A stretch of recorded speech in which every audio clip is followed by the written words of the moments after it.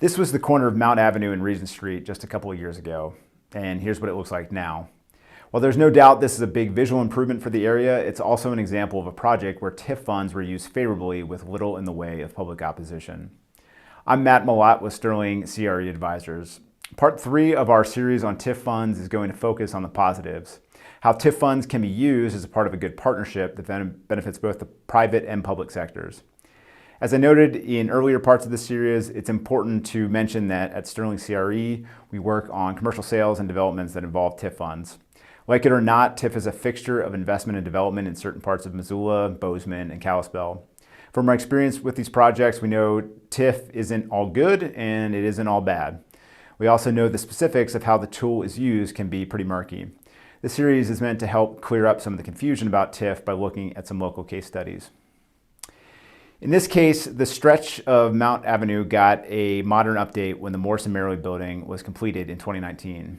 But beyond being a much more aesthetically pleasing facade, the tax revenue the city derives from the area increased substantially. Ideally, TIF funds are leveraged to allow projects to move ahead that would otherwise be undoable without municipal co-investment on infrastructure deficiencies.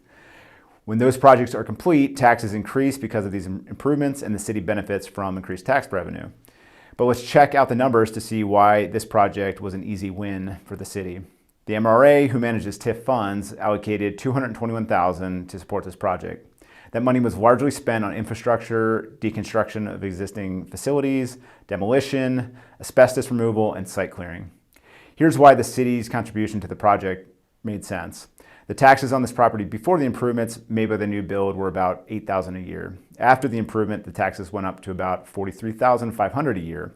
That means that the TIF district will be paid back in about 5 to 6 years.